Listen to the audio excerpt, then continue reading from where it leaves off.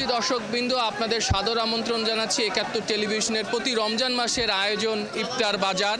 আপনারা জানেন যে ৭১ টেলিভিশন প্রতি রমজান মাসে প্রতিদিনই ঢাকা সহ সারা দেশের বিভিন্ন প্রান্তের ঐতিহ্যবাহী খাবারগুলো তুলে ধরে। তো আজকে আমরা এসেছি শুরুতে প্রথম রোজায় যে এসেছি পুরান ঢাকায়, এবং আপনারা জানেন যে পুরান ঢাকার চক বাজারে যে ইফতার বাজার আইটেমটি, এটি সারা বাংলাদেশের মধ্যে একটি ঐতিহ্যবাহী এবং ঐতিহাসিক। আমরা এই মুহূর্তে আছি সেই চক বাজারের ইফতার বাজারে। আপনারা দেখতে পাচ্ছেন বড় বাপের পোলায় খায় যে আইটেমটি আছে সেটি তৈরির নানা ধরনের পসরা। এখানে আমরা জানতে পেরেছি যে এই বড় বাপের পোলায় খায় যে এটি প্রায় ৭৮ বছরের পুরনো একটি আইটেম, সবচেয়ে পুরনো আইটেম, এবং এটি খুবই ঐতিহ্যবাহী এবং এখানকার পুরান ঢাকার মানুষরা এবং এটাকে নিয়ে খুব গর্ব করে। এর পাশাপাশি এই আইটেমটি কিনতে আমরা দেখেছি যে ঢাকার বিভিন্ন প্রান্ত থেকে এখানে কিন্তু মানুষ এসেছে এই আইটেমটি কিনতে। আপনার কাছে একটু জানতে চাচ্ছি কি কি আইটেম থাকে আসলে একটু। আমাদের 12টা আইটেম আছে দাদা। 12টা আইটেমের মধ্যে গরু নাই, হিন্দু মুসলিম খ্রিস্টান সব জাতি ধর্মীয় লোক খায়। এটা ব্রিটিশ পিরিয়ডেতে দাদারা গরু মিক্স করে নেই। এটা 12টা চিকেন আইটেম আছে, খাসির কলিজি আছে, খাসির মগজ আছে, মুরগির চিকেন আছে, কোয়েল পাখি আছে, হাঁস আছে, মুরগি আছে, খাসির লেগ পিস আছে, ডাল আছে, চিড়া আছে, ঘিয়ে ভাজা চিড়া আছে, ঘি দিয়া লাস্টে আমরা মিক্স করে দিয়ে দিই। তো আপনাদের এইটাতে আসলে মানুষ কেন আসে, একটু যদি বলতেন যে বিশেষত্বটা কি, কেন খেতে চান? আপনার গুলশানেও ইফতার বাজার আছে। ইফতার বাজার ঢাকা শহরের ভিতরে জাতীয় ইফতারি বাজার আছে, এটা কোথাও পাবেন না। এই বড় বাপের পোলা একমাত্র আমাদের পূর্বপুরুষ ধরেই করে আইতাছে। চকবাজারে এটার জন্যই বিখ্যাত হচ্ছে, পুরো জায়গাতে মানুষ আইসা আমাদের এটা খাবারটা ইফতারের বাজারের নাই। বছরে একবার রমজানে আমরা করি 30 দিন।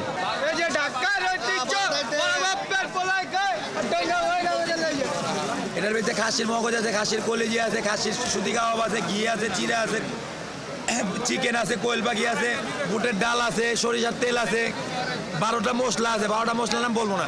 উনি বললো যে মশলার নাম বলা যাবে না, এটা তার আবিষ্কার বা তার এটা সৃষ্টি, এবং সেটার জন্য আসলে খাবারটা এত মজাদার হয়। তিনি হয়তো এটা গোপন করতে চাচ্ছেন, এটা স্বাভাবিক। এই বড় বাপের পোলার খায় আইটেম ছাড়াও আমরা কিন্তু এখানে দেখতে পাচ্ছি নানা পদের কিন্তু আমরা কাবাব দেখতে পাচ্ছি। চিকেন আচারি কি কি আছে একটু বলবেন আপনার? এখানে হচ্ছে বিফ কাশ্মীরি বটি কাবাব, ঝালে ঝাল, আর এটা হচ্ছে চিকেন তাওয়াই আচার, টক ঝাল মিষ্টি।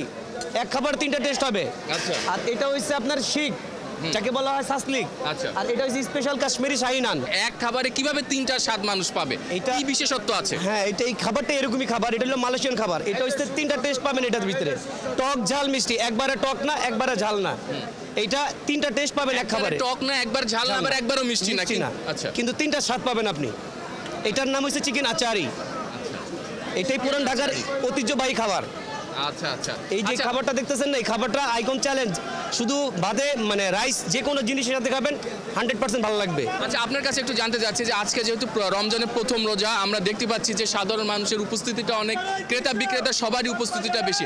আগের বছরগুলো আর এই বছরগুলোতে আসলে পার্থক্যটা কি দেখছেন? প্রথম রোজা আমরা জানি প্রথম রোজায় চক বাজার ইফতার বাজার আসলে উপচে পড়ে মানুষের ভিড় থাকে। আপনার কাছে কি মনে হচ্ছে? আপনি তো বহু বছর থেকে এই ব্যবসার সাথে জড়িত, একটু বলবেন বিস্তারিত। এই বছর একটু লোকজনের সংখ্যাটা একটু কম দেখছি, বাট এখন হবে না, কিন্তু আসরের সময় ইনশাল্লাহ হবে, আশাবাদী তো আমরা আর কি। কিন্তু আমাদের এই চকবাজারে যারা ইফতার নিতে আসে, ইনশাল্লাহ বিসমিল্লাহ দিলি কাবাব কার সাথে 2 নম্বরই করে না, কারণ বিসমিল্লাহ দিলি কাবাবের খাবারটাই একটু কোয়ালিটিফুল খাবার।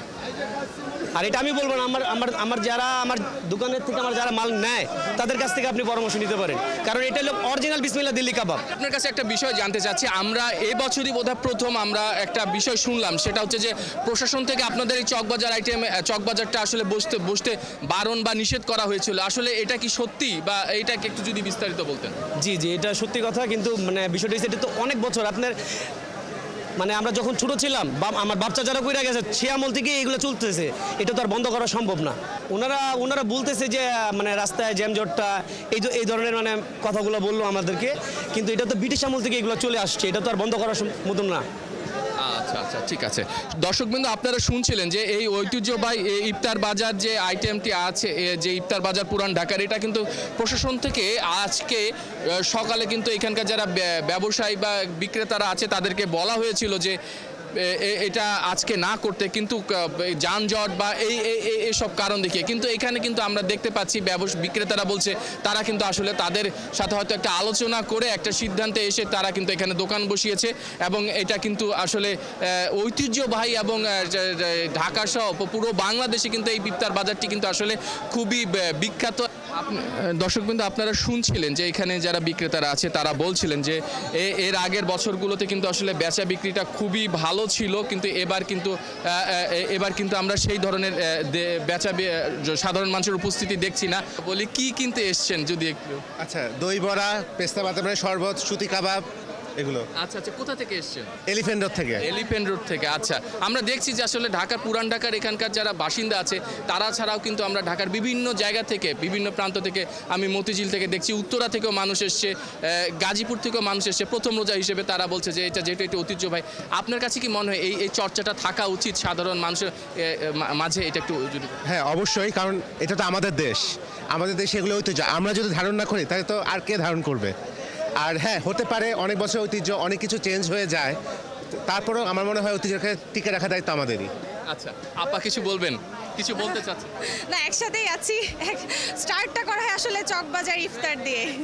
আচ্ছা, দর্শকবৃন্দ, আপনারা শুনছিলেন যে আসলে ঢাকার যারা বাসিন্দা আছে, স্থায়ী বাসিন্দা বা যারা থাকেন, বসবাস করেন নানা বিভিন্ন কারণে, তারা কিন্তু আসলে প্রথম রোজাটা এই চকবাজারের, পুরান ঢাকার যে চকবাজার ইফতার বাজার, সেই আইটেমটা দিয়ে কিন্তু আসলে করতে চান। তো আজকে এখানেই আমি শেষ করতে চাচ্ছি। আপনারা জানেন যে ৭১ টেলিভিশনের এই আয়োজনটা পুরো রমজান মাস জুড়েই থাকে। আজকে আমরা প্রথম রোজায় ঢাকার পুরান ঢাকার ইফতার বাজারে ছিলাম। এরপর হয়তো আগামীকাল আপনারা দেখবেন ঢাকার বিভিন্ন অন্য কোনো প্রান্ত অথবা যে অন্য দেশের অন্য কোনো জেলা বা উপজেলা থেকে যে ঐতিহ্যবাহী খাবার বা ঐতিহ্যবাহী বা বিখ্যাত স্থান আছে। আজকে এখানে শেষ করছি। ভালো থাকবেন। খোদা হাফেজ।